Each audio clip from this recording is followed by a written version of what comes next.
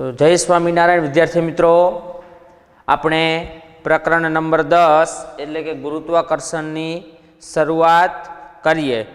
તો એમાં મિત્રો પદાર્થની ગતિ માટે જવાબદાર બળનો અભ્યાસ કર્યો કે બળ જરૂરી છે. પદાર્થની ગતિની દિશા બદલવી હોય, ગતિને વધારવી હોય તો શેની જરૂર પડે? બળની જરૂર પડે. શેની જરૂર પડે? બળની જરૂર પડે. તો પદાર્થની ઝડપ વધારવી હોય કે દિશા બદલાવવી હોય તો બળ જરૂરી છે.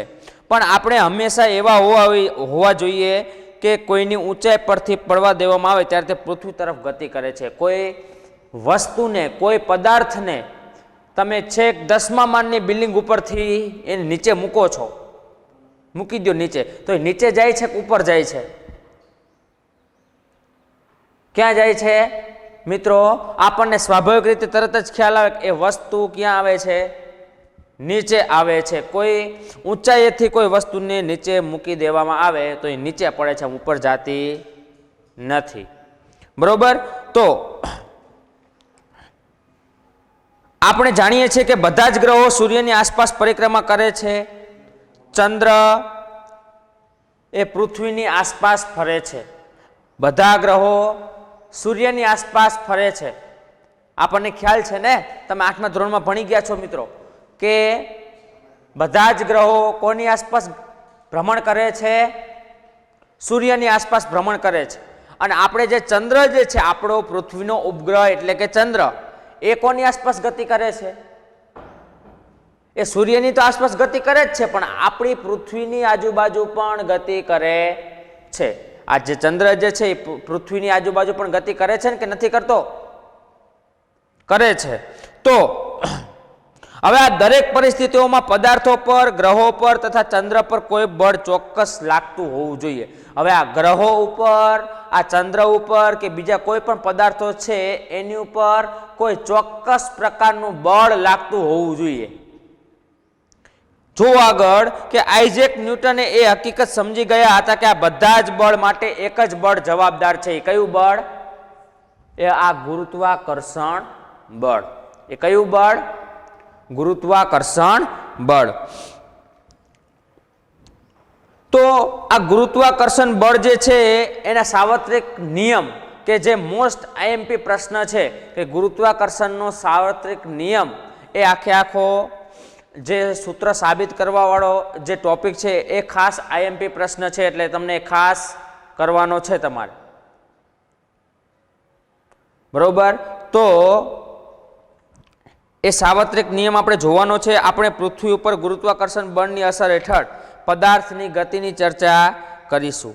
તો હવે પહેલો ટોપિક આપણો છે મિત્રો ગુરુત્વાકર્ષણ, કે ગુરુત્વાકર્ષણ શું છે?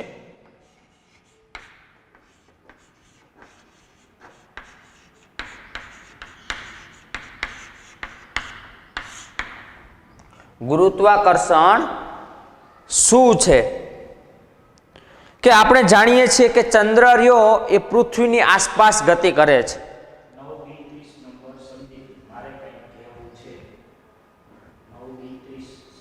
9B30 નંબર સંદીપ,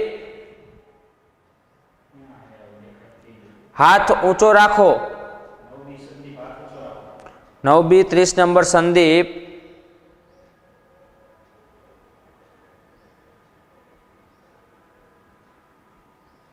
રેકોર્ડિંગ બંધ કરી આવો.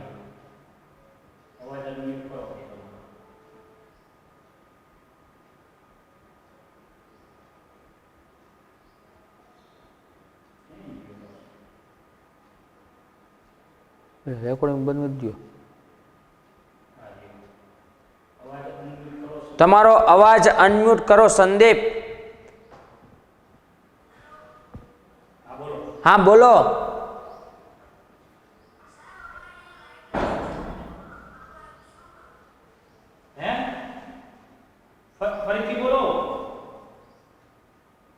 ફરીથી બોલ.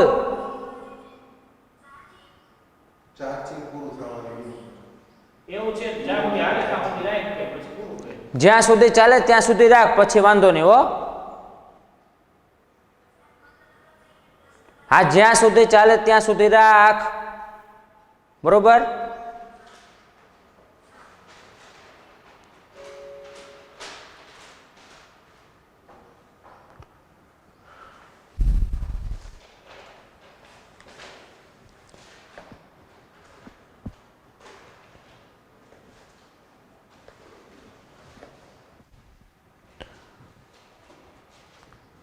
ચલો તો આપણે આગળ જોઈએ કે ચંદ્ર રહ્યો એ પૃથ્વીની આજુબાજુ ગતિ કરે છે, બરોબર. હવે કોઈ પણ વસ્તુને, કોઈ પણ પદાર્થને ઉધ્વ દિશા તરફ, ઉધ્વ દિશા એટલે ઉપરની દિશા તરફ કોઈ પણ વસ્તુને, પદાર્થને ફેંકવામાં આવે તે તરત જ ક્યાં આવે છે? નીચે આવે છે. તે ક્યાં આવે છે? નીચે. તો આ ગુરુત્વાકર્ષણ બળનો ખ્યાલ કોને, કયા વૈજ્ઞાનિકે આપ્યો હતો? ન્યૂટને. કોને આપ્યો હતો? ન્યૂટને આપ્યો હતો. એનો ખ્યાલ કોને આપ્યો હતો? ન્યૂટન નામના વૈજ્ઞાનિકે આપ્યો હતો. તો હવે એ ન્યૂટન નામના જે વૈજ્ઞાનિક જે છે, બરોબર, એ ન્યૂટન નામના વૈજ્ઞાનિક એ સફરજનના ઝાડ નીચે બેઠા હતા, બરોબર. તો ત્યાં એ સફરજનના ઝાડ ઉપરથી એક સફરજન નીચે ટેપકું એમના માથા ઉપર પડ્યું. તો એ સફરજન એમને હાથમાં લઈને એમને વિચાર આવ્યો કે આ સફરજન નીચે જ કેમ આવ્યું, કેમ ઉપરની તરફ ન ગયું? એ વિચારવા માટે એમને પ્રેરિત કરી દીધા કે આ સફરજન કેમ નીચે આવ્યું, પૃથ્વીની જમીન તરફ, ઉપર ઉધ્વ દિશામાં કેમ ન ગયું? એ વિચારવા માટે એમને પ્રેરિત કર્યા. હવે તેમણે વિચાર્યું કે જો પૃથ્વી સફરજનને પોતાની તરફ આકર્ષી શકે છે તો શું ચંદ્રમાને આકર્ષિત નહીં કરતી હોય? એમને એવો તરત જ ખ્યાલ આવ્યો કે આ જે પૃથ્વી જે છે એ સફરજનને પોતાની તરફ આકર્ષે છે, તો આ પૃથ્વી રે ઓલા ચંદ્રને પણ નહીં આકર્ષતી હોય, ઓલા ચંદ્રને પણ પોતાની તરફ નહીં આકર્ષતી. તો આ બંને પરિસ્થિતિમાં એક જ બળ લાગે છે. એ કયું બળ? એ ગુરુત્વાકર્ષણનું બળ લાગે છે. તો તેમણે અનુમાન લગાવ્યું કે અવસ્થાઓ માટે આ બંને અવસ્થા, કઈ? સફરજનવાળી અને ઓલી ચંદ્રવાળી, આ બે અવસ્થા માટે એક જ પ્રકારનું બળ જવાબદાર છે, જે ગુરુત્વાકર્ષણ બળ છે, બરોબર. તેમણે તર્ક આપ્યો કે પોતાની કક્ષાના દરેક બિંદુ પાસે ચંદ્રમાં કોઈ સુરેખ પથ પર ગતિ કરવાને બદલે પૃથ્વી તરફ પડતો રહે છે. હવે ચંદ્ર રહ્યો એ કયા માર્ગે ગતિ કરે છે? એ સૂર્યની આસપાસ ફરે છે. તો કયો માર્ગ કહેવાય? વર્તુળાકાર માર્ગે ગતિ કરે છે ને. ચંદ્ર રહ્યો એ કયા માર્ગે ગતિ કરે? વર્તુળાકાર માર્ગે ગતિ કરે છે, બરોબર. તો એટલે કે તે પૃથ્વી દ્વારા ચોક્કસપણે આકર્ષિત થાય છે, પરંતુ વાસ્તવમાં આપણે ચંદ્રમાને પૃથ્વી પર પડતા જોતો નથી. ખરેખર પૃથ્વી દ્વારા ચંદ્ર આકર્ષાય છે, પણ આપણે એ જોઈ શકતા નથી, આપણે પડતા જોયા નથી. એના માટે આપણે એ ચંદ્રમાની ગતિ સમજવા માટે આપણે એક પ્રવૃત્તિ આપેલી છે, પ્રવૃત્તિ 10.1. એ પ્રવૃત્તિમાં શું કહે છે જો મિત્રો,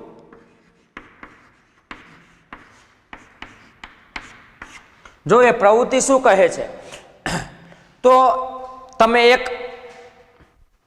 દોરી લ્યો, દોરીના એક છેડે પથ્થર બાંધી દો, પથ્થર બાંધો ને પછી આમ ગોળ ગોળ ફેરવો, તો પથ્થર શું કરશે? એ દોરી જેમ જેમ આમ ખસતી જશે આમ ગોળ ગોળ, એ રીતે પથ્થર પણ ગોળ ગોળ વર્તુળાકાર માર્ગે ગતિ કરશે ને. સમજાય છે? એટલે હવે તમે આપણે ઓલી પ્રવૃત્તિ જોઈએ કે તમે ઓલી આવડી દોરી લઈને છેડે પથ્થર બાંધો છો અને પથ્થરને તમામ ગોળ ગોળ ફેરવો. જો તમને આકૃતિ પણ દર્શાવેલી છે, તો એ પથ્થર શું થશે? આમ ગોળ ગોળ ગોળ ગોળ ફરશે, બરોબર. દરેક બિંદુ આગળ ગોળ ગોળ ફરશે, જેમ જેમ દોરી જાતી જશે એમને એમ પથ્થર ફરશે. તો દોરીને છોડવાની, હવે દોરીને છૂટી મૂકી દો, આમ છોડી દેવાની, અને પછી પથ્થરને જુઓ કયા માર્ગે ગતિ કરે છે. ત્યારે પથ્થર સીધી રેખામાં ગતિ કરે છે કે આવી રીતના વર્તુળાકાર માર્ગે જ ગતિ કરે છે? જ્યાં સુધી તમે દોરીને પકડી રાખો છો ત્યાં સુધી ગોળ ગોળ ફરે છે, બરોબર. પણ તમે મૂકી દો એટલે સુરેખ દિશામાં ગતિ કરે, સીધી રેખામાં એ એક બાજુ પડે. તો હવે દોરીને છોડતા પહેલા પથ્થર એક નિશ્ચિત ઝડપથી વર્તુળાકાર માર્ગે ગતિ કરે છે અને દરેક બિંદુ પાસે તેની દિશા બદલાય છે. આ દરેક બિંદુ પાસે જુઓ તમે, આ દરેક અલગ અલગ બિંદુ છે, કેમ કે ગોળ ગોળ ફરે છે ને પથ્થર આપણે પકડી રાખ્યો છે દોરીને, તો આ દરેક બિંદુ પાસે એ વર્તુળાકાર માર્ગે પથ્થર ગતિ કરે છે, જુઓ તમે, અને તમને આકૃતિમાં દર્શાવેલું છે. તો હવે એ બિંદુ પાસે તેની દિશા બદલાય છે અને દિશામાં થતા ફેરફાર વેગના ફેરફાર અથવા પ્રવેગ સાથે સંકળાયેલ છે. હવે અહીંયા જે વેગ હતો આપણે ગોળ ગોળ જે ફેરવતા હતા એ જેટલા વેગથી ગોળ ગોળ ફરતો હતો આપણે દોરી છૂટી મૂકી દીધી, એટલે એનો એ જ વેગ રહેશે કે બદલાશે કે શું થશે? તો એ કોના સાથે સંકળાયેલ છે? એ પ્રવેગ સાથે સંકળાયેલું છે. કોના સાથે સંકળાયેલું છે? એના પ્રવેગ સાથે સંકળાયેલું છે. પ્રવેગને આપણે એસલરેશન એ વડે દર્શાવીએ છીએ, બરોબર. તો હવે આ પ્રવેગ ઉદ્ભવે છે તથા જે પદાર્થે વર્તુળાકાર પર ગતિશીલ રાખે છે તે બળ કેન્દ્ર તરફ રાખે છે, તે બળ કેન્દ્ર તરફની લાગે છે કે પદાર્થ વર્તુળાકાર પથ, એટલે ઓલો પાણો જે છે, પાણો પથ્થર એ આ વર્તુળાકાર માર્ગે ગતિ કરે છે, બરોબર. એ વર્તુળાકાર માર્ગે ગતિશીલ રાખવા માટે વર્તુળાકાર ગતિ રાખવા માટે એને એક બળ લાગે છે. એ કયું બળ? કેન્દ્ર. આનું કેન્દ્ર કયું છું? આપણો હાથ. આપણે જે દોરી પેકડી છે ને એ હાથ આપણે આમ ગોળ ગોળ ફેરવીએ છીએ, આપણે આમ ગોળ ગોળ ફેરવીએ છીએ, આપણું કેન્દ્ર આયા છે ને આખો પથ્થર આપણી ગોળ ગોળ ફરે છે આપણે આમ દોરી વડે, બરોબર. તો એ કેન્દ્રમાંથી એને બળ લાગે છે, એને કેન્દ્રગામી બળ કહેવાય, એને કેન્દ્રગામી બળ કહેવામાં આવે છે. અર્થાત કેન્દ્ર તરફ, આ કેન્દ્ર તરફ બળ લાગે છે.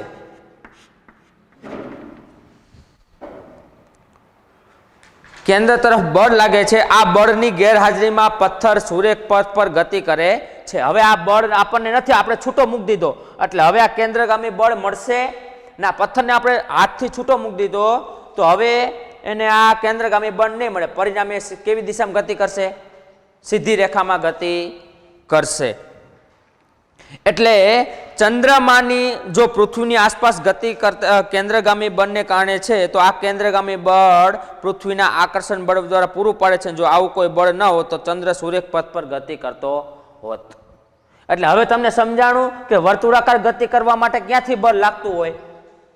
કેન્દ્રમાંથી. ક્યાંથી બળ લાગતું હોય? કેન્દ્રમાંથી. તો હવે તમે વસ્તુ વિચારો મિત્રો કે આપણી પૃથ્વી જે છે એની આસપાસ જે ચંદ્ર ગતિ કરે છે વર્તુળાકાર માર્ગે જે ગતિ કરે છે તો એ કયા માર્ગે? હવે એ ચંદ્રના કેન્દ્રમાંથી એને બળ લાગતું હશે એટલે એ વર્તુળાકાર માર્ગે ગતિ કરે છે. સમજાય છે? હા. તો કે ચંદ્ર પણ જો એ ચંદ્રને પોતાનું કેન્દ્રગામી બળ ન લાગતું હોય ને તો ચંદ્ર પણ સીધી રેખામાં ગતિ કરતો હોત, તો ચંદ્ર પણ સીધી રેખામાં ગતિ કરતો હોત, પણ એના કેન્દ્રગામી બળ લાગવાના કારણે એ પૃથ્વીની વર્તુળાકાર માર્ગે ગતિ કરે છે, એ પોતાનું પરિભ્રમણ કરે છે. તો આપણે જોઈએ કે સફરજન પૃથ્વી તરફ આકર્ષાય છે. શું સફરજન પૃથ્વી પોતાની તરફ આકર્ષે છે? ઓલું સફરજન રહ્યું નીચે પડ્યું હતું તો એ પૃથ્વી તરફ આકર્ષાય છે. તો શું સફરજન પણ પૃથ્વીને પોતાની તરફ આકર્ષતું હોય છે? ઓલું સફરજન, ઓલી પૃથ્વી રે એ સફરજનને આકર્ષે છે પોતાની તરફ. તો આ શું સફરજન આખી પૃથ્વીને પોતાની તરફ નહીં આકર્ષતું હોય? એને પોતાનું કેન્દ્રનું બળ નહીં લાગતું હોય? તો કે હા. જો તેમ હોત તો આપણે પૃથ્વીને સફરજનની તરફ ગતિ કરતી કેમ જોઈ શકતા નથી? હા, એવી રીતે છે જ કે સફરજન પણ પોતાનું કેન્દ્રગામી બળ લઈને પૃથ્વીને પોતાની તરફ આકર્ષવાનો પ્રયત્ન કરે છે. ઓલી પૃથ્વી કેમ સફરજનને બળ લગાડે છે? તો એ રીતના સફરજન પણ પૃથ્વીને પોતાની તરફ આકર્ષવાનું બળ લગાડે છે. તો આપણે કેમ ઓલા આખી પૃથ્વી રહી સફરજનની તરફ આકર્ષાતી દેખાતી નથી? ઓલો સફરજન આપણને દેખાય છે કે નીચે જ પડ્યું, તો પૃથ્વી કેમ ઓલા સફરજનની આકર્ષાતી આપણને દેખાતી નથી. તો ગતિનો ત્રીજો નિયમ એ એવું કહે છે કે સફરજન પણ પૃથ્વીને આકર્ષે છે. ઓલું સફરજન રહ્યું ને એ આખી પૃથ્વીને પોતાની તરફ આકર્ષે.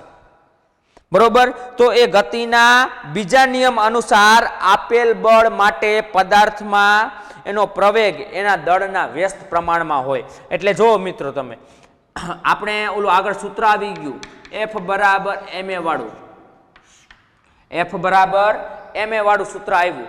હવે જુઓ તમે કે પૃથ્વી પણ ઓલા સફરજનને પોતાની તરફ આકર્ષે છે અને સફરજન પણ આખી પૃથ્વીને પોતાની તરફ આકર્ષે છે.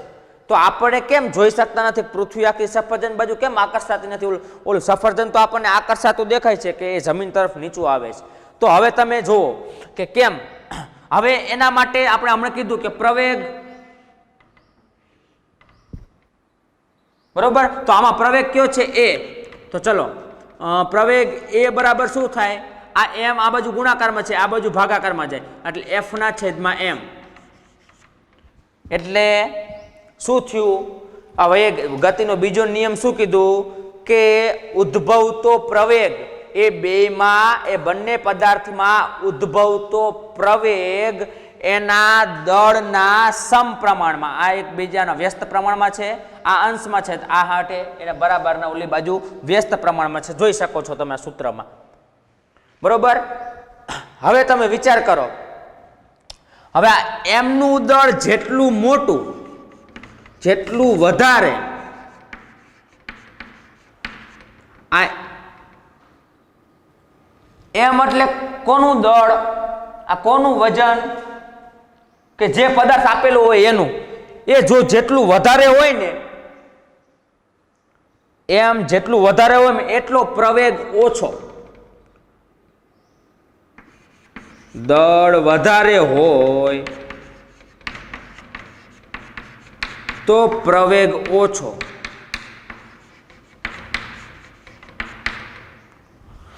દળ ઓછું હોય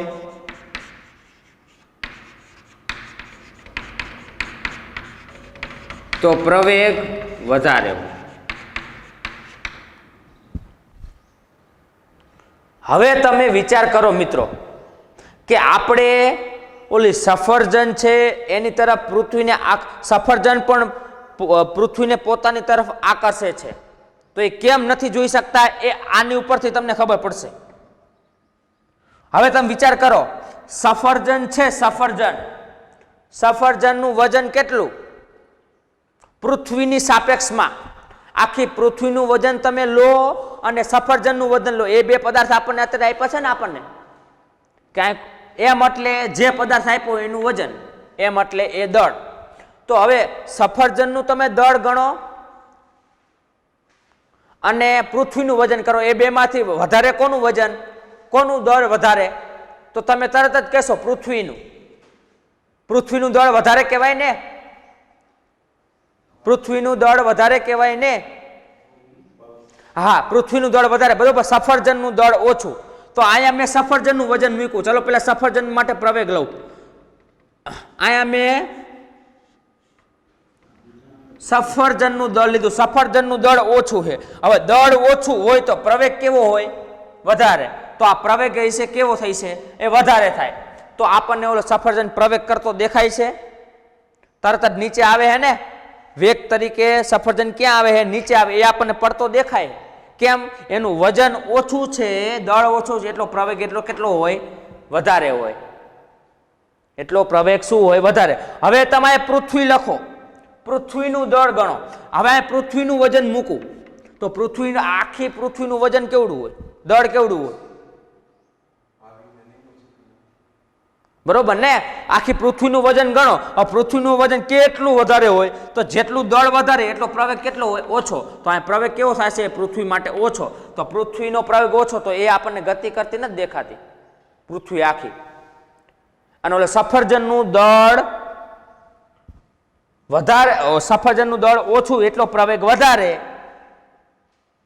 બરોબર. એ એટલે આપણને પ્રવેગ વધારે, એ આપણને પ્રવેગ દેખાય છે. સફરજન નીચે પડતું દેખાય છે, એ એનો પ્રવેગ છે. નીચે પડે છે એ પ્રવેગ છે, એટલે આપણને એમ લાગે પૃથ્વી તરફ એ સફરજન આકર્ષાણું, પણ ખરેખર એ સફરજન પણ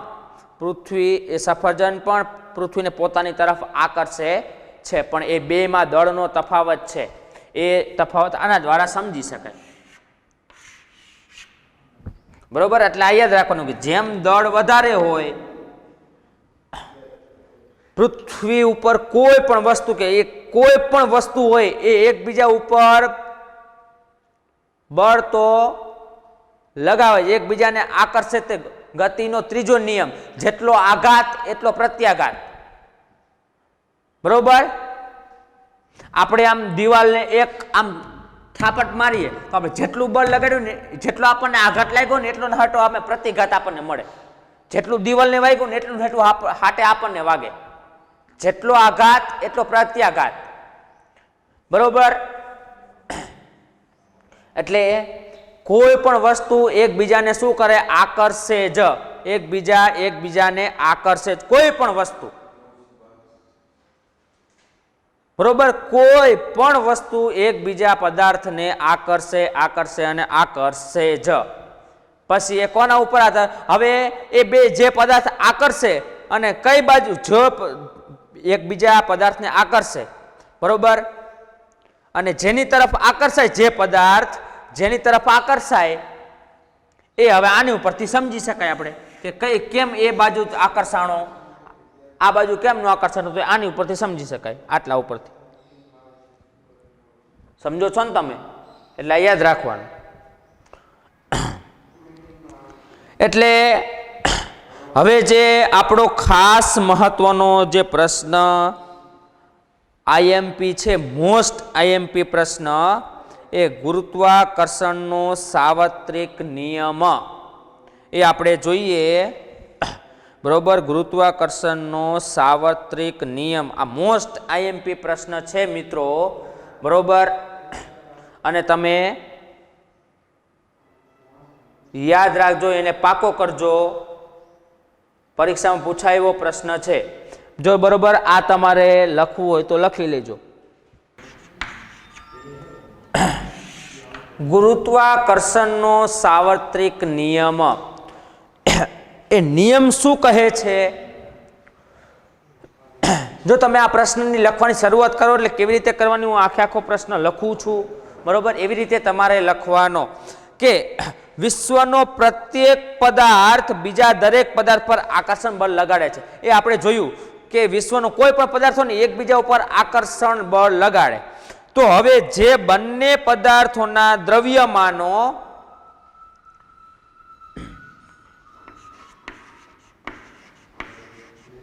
નિયમ લખું છું, બરોબર, સાર્વત્રિક નિયમ કે વિશ્વનો પ્રત્યેક પદાર્થ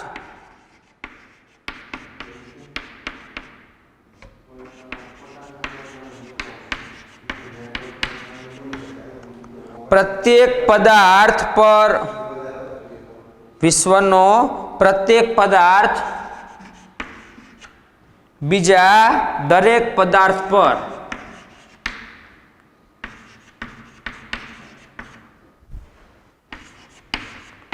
આકર્ષણ બળ લગાડે છે. એટલે બે પદાર્થની વાત થઈ મિત્રો. જે બંને પદાર્થોના દ્રવ્યમાનો, જે બંને પદાર્થોના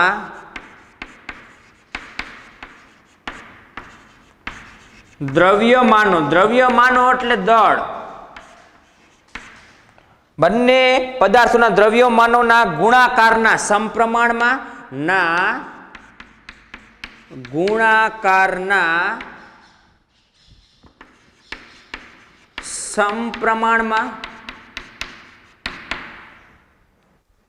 તથા તેમની વચ્ચેના અંતરના વર્ગના વ્યસ્ત પ્રમાણમાં, તથા તેમની વચ્ચેના અંતરના વર્ગના વ્યસ્ત પ્રમાણમાં પ્રમાણમાં હોય છે. આ નિયમ થઈ ગયો. એટલે આખે આખો પૂછાય તો પેલા નિયમ લખવાનો, બરોબર, કે ગુરુત્વાકર્ષણનો સાર્વત્રિક નિયમ લખો. એટલે ખાલી નિયમ પૂછ્યો હોય ખાલી તો નિયમ લખવાનો, આખે આખું સૂત્ર લખવાનું, તોય નિયમ લખો એટલે નિયમ લખવાનો, સૂત્ર સાબિત કરવાનું છે એ લખવાનું, બરોબર. તો જુઓ કે વિશ્વનો પ્રત્યેક પદાર્થ બીજા દરેક પદાર્થ પર આકર્ષણ બળ લગાડે છે, જે બંને પદાર્થોના, એટલે કે જે બે પદાર્થો એકબીજા ઉપર આકર્ષણ બળ લગાડતા હોય એ બંને પદાર્થો ના દ્રવ્યમાન, એટલે બે પદાર્થોના વજન, બે પદાર્થોના દળ ના ગુણાકાર, એ બે પદાર્થોના શું કરવાના? દળના ગુણાકાર કરવાનો, અને સમપ્રમાણમાં, એ બેના સમપ્રમાણમાં, તથા તેમની વચ્ચે અંતર, એટલે બે પદાર્થો વચ્ચેનું અંતર કેટલું છે એ અંતરનો વર્ગ નો વ્યસ્ત પ્રમાણ, વ્યસ્ત એટલે છેદમાં, પ્રમાણમાં હોય છે. એ હું હમણાં લખું ત્યારે તમને સમજાવતો જાઉં. હવે તમે જોઈ શકો છો કે હું બે પદાર્થ લઉં, એક પદાર્થ આ એ નામનો પદાર્થ અને આ બી નામનો પદાર્થ, બરોબર. આ કેન્દ્રગામી બળ લાગે, આનેથી આ બાજુ બળ લાગે છે અને આનેથી આ બાજુ બળ લાગે, અને આ બેનું અંતર જે છે એને હું ડી કહી દઉં. આ બે વચ્ચે ડી જેટલું અંતર છે. ચાલો, આ બે વચ્ચે ડી જેટલું અંતર છે, મેં એમ કીધું. તો હવે તમારે કેવી રીતે સૂત્ર સાબિત કરવાનું? તો લખવાનું, ધારો કે બે પદાર્થો એ અને બી ના દળ અનુક્રમે, ધારો કે આ બે પદાર્થ છે, બે પદાર્થો એ, એક પદાર્થ એ અને બી પદાર્થોના દળ અનુક્રમે, જો આ પદાર્થનું દળ કેપિટલ એમ વડે દર્શાવવું, આનું દળ કેપિટલ એમ અને આનું દળ સ્મોલ એમ, એટલે બે ભેગા ન થઈ જાય, એટલે આનું મેં કેપિટલ એમ દર્શાવ્યું, આનું દળ મેં સ્મોલ એમ દર્શાવ્યું. દળ અનુક્રમે એમ અને સ્મોલ એમ છે, બરોબર. એટલે એ નું એમ, બી નું સ્મોલ એમ, આ બે યાદ રાખજો, બરોબર. અને તથા તેમની વચ્ચેનું અંતર ડી છે. આ બે વચ્ચે અંતર કેટલું? ડી જેટલું. તથા તેમની વચ્ચેનું અંતર ડી છે. આ બે વચ્ચેનું અંતર, બે પદાર્થો વચ્ચે અંતર કેટલું છે? ડી છે. તો ધારો કે બંને પદાર્થો વચ્ચે લાગતું આકર્ષણ બળ F છે. આ બંને, હમણાં આપણે વાત થઈ, બંને પદાર્થો એકબીજા ઉપર આકર્ષણ બળ લગાડે છે. તો આ બંને પદાર્થો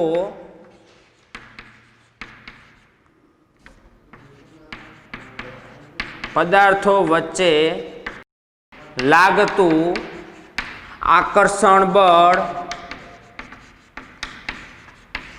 F છે. F એટલે ફોર્સ, એટલે બળ, બરોબર.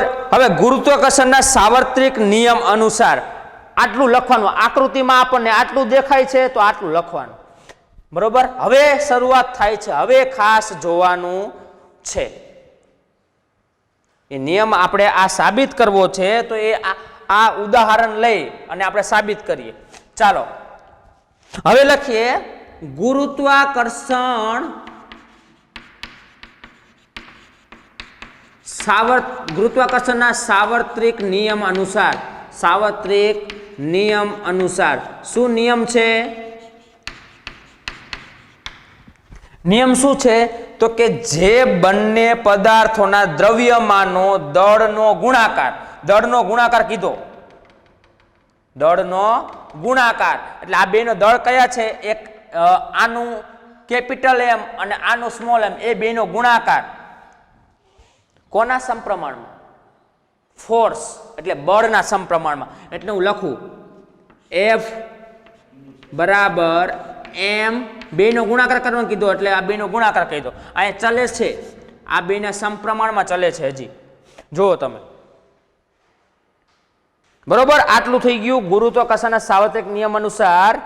બરોબર, બંને પદાર્થોના અહીંયા લાઈન લખવાની છે જે તમારી ટેક્સ્ટ બુકની અંદર લખેલી છે કે બંને પદાર્થો વચ્ચે લાગતું બળ તેમના દળના ગુણાકારના સમપ્રમાણમાં હોય છે. કે બંને પદાર્થો વચ્ચે લાગતું બળ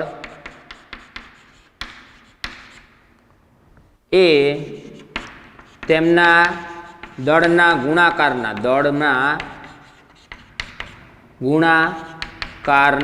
સમપ્રમાણમાં હોય.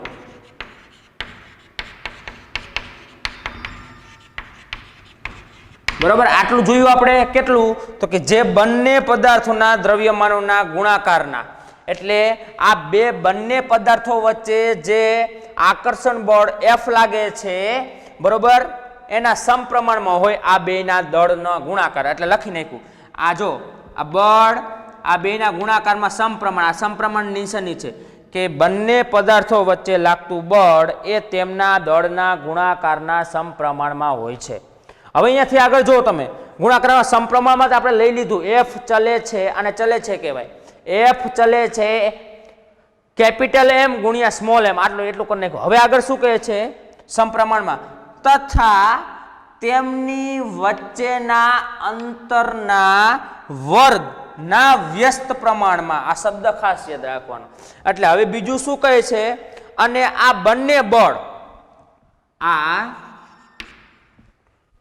આ બળ બંને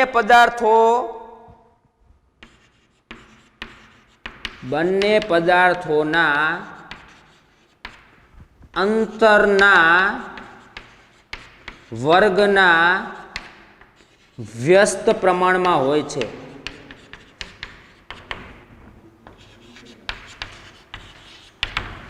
જો એટલે હજી આ બળ જે છે, કયું બળ? આકર્ષણ બળ F. એ જે બે પદાર્થો વચ્ચે લાગે છે F, હજી કોના સમપ્રમાણમાં છે? તો કે આ બળ બંને તથા તેમની વચ્ચેના અંતર, આ બે વચ્ચેનું અંતર કેટલું છે? D જેટલું. એ અંતર D છે. હાલો, એનો વર્ગ કીધું. જો અંતરના વર્ગના, એટલે D નો શું થઈ ગયો? વર્ગ ના વ્યસ્ત પ્રમાણ. આનું વ્યસ્ત પ્રમાણ એટલે 1/છેદમાં કહેવાય. આ છેદમાં હોય એટલે વ્યસ્ત પ્રમાણ કહેવાય. વ્યસ્ત પ્રમાણમાં હોય એટલે આ આખું અહીંયા મૂકી દો 1/d². એટલે આ થઈ ગયું. જો કે એ બે વચ્ચે જે બળ લાગે છે એ તેમની વચ્ચેના અંતર, એ બે વચ્ચેનું અંતર આપણે D લીધું હતું. ચલો D અંતરના વર્ગ કીધું એટલે આ D નો વર્ગ. વ્યસ્ત પ્રમાણ એટલે 1/છેદમાં લઈ લ્યો એટલે વ્યસ્ત પ્રમાણ થઈ ગયું. 1/છેદના વ્યસ્ત પ્રમાણમાં હોય છે. તો આ મળી ગયું. હવે આ સમીકરણ નંબર હું 1 આપી દઉં, આ સમીકરણ નંબર હું 2 આપી દઉં. બરોબર. હવે આ બેનો સમીકરણનું શું કરવાનું છે? સમન્વય કરી. બે હરખા છે. I બળના સમપ્રમાણમાં છે ને I બળના સમપ્રમાણ છે. બેન ભેગા લખી નાખીએ. સાહેબ ફોટો પાડીને મોકલાવજો, પછી આગળ ચાલુ કરું.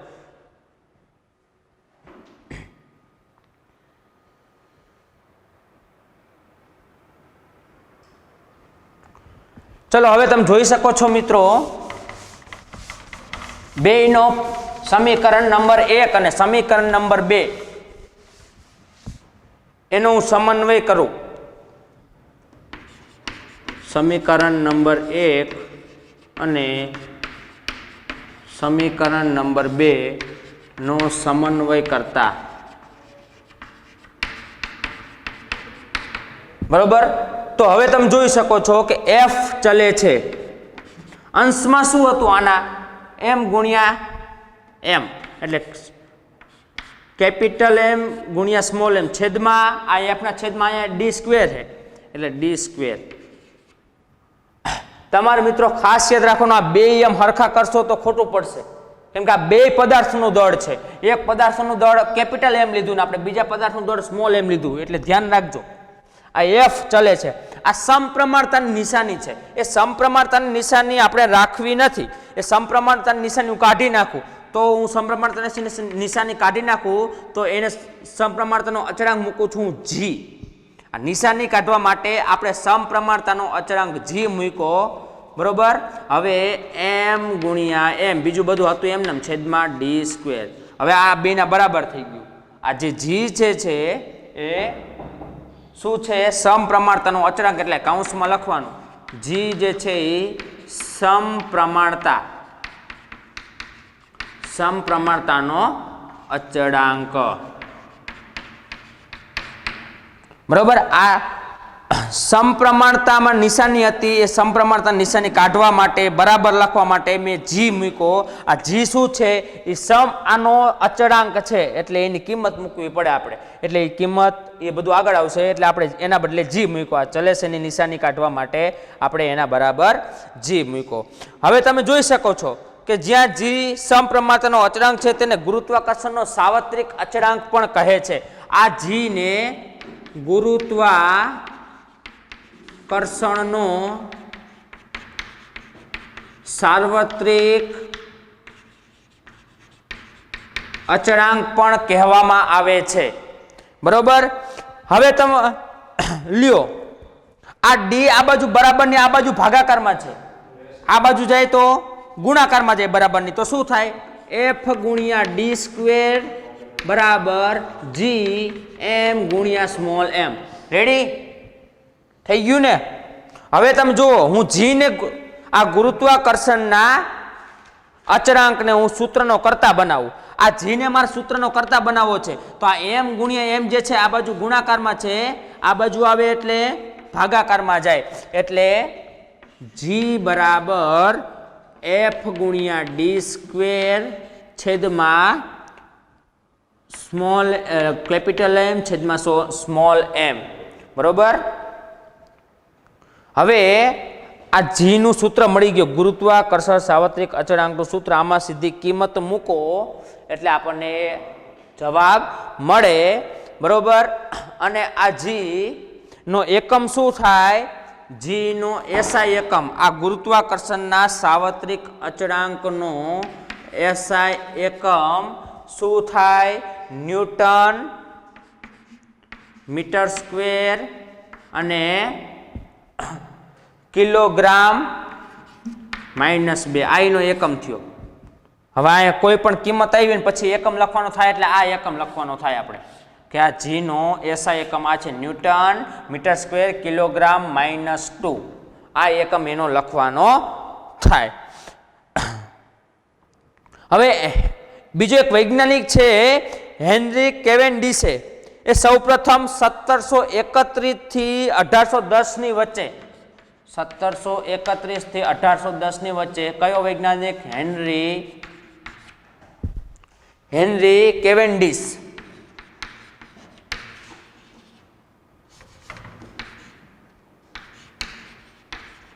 હેનરી કેવેન્ડિશ આ જે વૈજ્ઞાનિક છે એને આ જી નું મૂલ્ય આપ્યું હતું. એ ગુરુત્વાકર્ષણનું મૂલ્ય શું આપ્યું હતું? એને મૂલ્ય શોધવું હતું. અને હાલમાં અત્યારે આ જી નું મૂલ્ય કેટલું લેવામાં આવે છે? એ જી નું મૂલ્ય સીધું જ આપણને યાદ રાખવાનું છે 6.667 ગુણ્યા 10 ની 67 નહીં 6.663 ગુણ્યા 10 ની -11 ઘાત. એકમ શું લખવાનું? આર્યુ ન્યૂટન મીટર સ્ક્વેર કિલોગ્રામ -2, આ એની કિંમત જીની 6.667 નહીં 6.673 ગુણ્યા 10 ની -11 ઘાત ન્યૂટન મીટર સ્ક્વેર કિલોગ્રામ -2. આ જે છે મિત્રો એની કિંમત જે છે એ તમારી યાદ રાખવાની છે 6.673 ગુણ્યા 10 ની -11 ઘાત ન્યૂટન મીટર સ્ક્વેર કિલોગ્રામ -2. એટલે આખો આ જે સાર્વત્રિક નિયમનું ગાણિતિક સ્વરૂપ જે છે, બરોબર, એ આખો પ્રશ્ન મોસ્ટ આઈએમપી છે મિત્રો, બરોબર. એ તમારે પાકી નોટમાં લખવાનો છે, બરોબર. અહીંયા સુધી રાખીએ. અસ્તુ. જય સ્વામી.